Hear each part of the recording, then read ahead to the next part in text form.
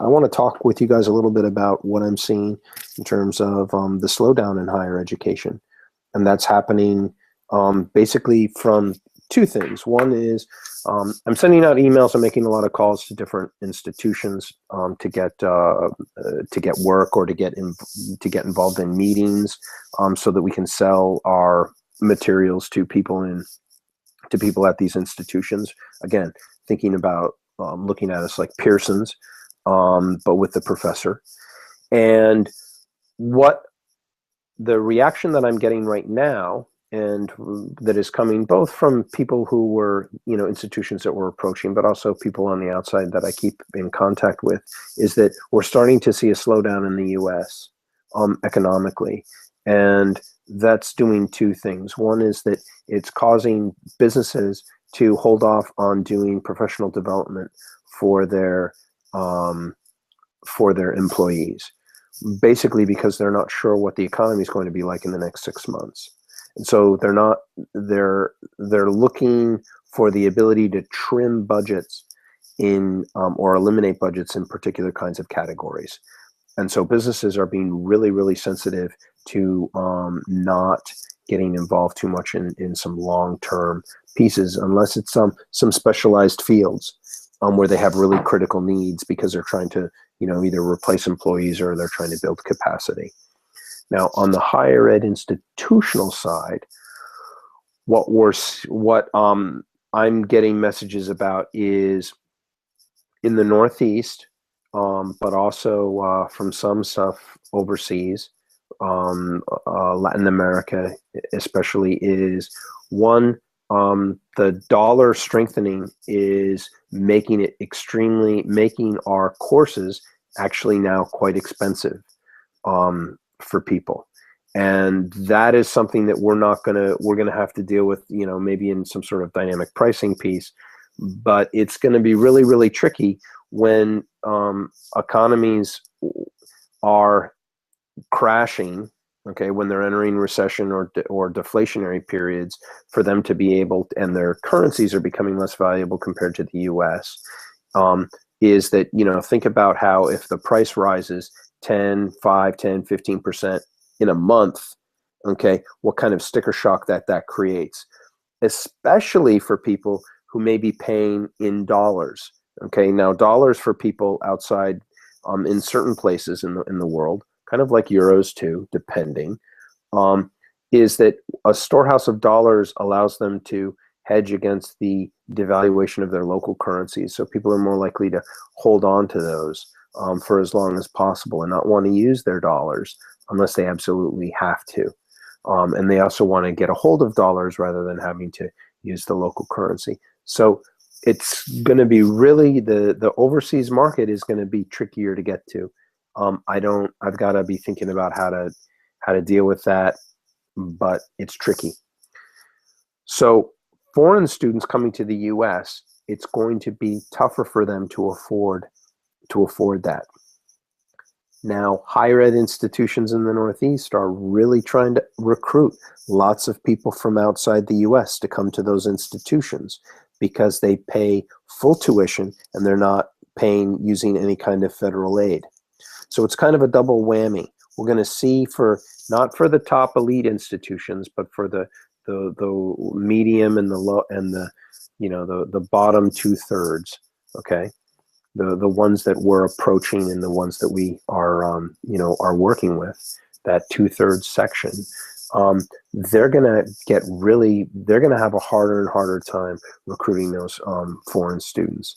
The second piece is sticker shock is now hitting when you talk with students and you talk with people when they're dealing with their student loans and thinking about how much money they're going to have to take out to pay for that. The federal loan budgets, the federal loans have a certain limit as to the amount that you can take out from a Stafford subsidized or a Stafford unsubsidized. Then the rest of those student loans are taken from the private sector. Now, there's an interesting group there's a group in Vermont called VSAC, Vermont Student Assistance Corporation, and I talked with a few people there. And they're seeing a lot more writing of private loans, and that are kind of like, that's making up for the gap between what people can get in terms of financial aid and what the cost of their education is. Now, how long are people going to be able, because of the writing more and more loans, some people are choosing to do different, either not go to college, or they're choosing different kinds of educational options. And so the institutions are kind of scrambling. They still are making their bread and butter, making most of their money on people who come to the institution and stay there for 4 years between the ages of 18 and 21. And it's becoming increasingly difficult for them to get a hold of. It's going to become increasingly difficult for them to get a hold of those students, and that's leading to a real conservatism and shutdown in terms of what people want to, what risks they want to take, and how they want to grow their outreach. They're so concerned with that, again, the traditional student of higher ed, that they're not looking to expand their market. They're just looking to service that particular group. So I'm finding it a bit frustrating about the lack of interest in expanding the numbers of people who go to college and lowering the cost. It's almost as if people are just trying to keep their heads down and keep the system going for as long as possible. But I'm getting more and more of a sense of some really big shakeups that are going to happen in the next several years. And when the shakeups start to happen, we'll be able to take advantage of them. But right now, let's not delude ourselves. We're kind of like on the cutting edge and in the wilderness here, okay? In terms of, trying to change the dynamic to put teachers in charge more, and have students students being much more choosy about who they're taking their classes from. That is something that is not yet on the radar, and not something that students are pushing for. They're still going to they're still doing the traditional purchasing. They're still going to, using the federal subsidized and unsubsidized loans. They're still going for private loans that they can get them. They're not thinking about what it's going to cost to service that loan. And that is creating a mismatch, because again, Oplerno, we don't like debt. We don't want you to go into debt for your education.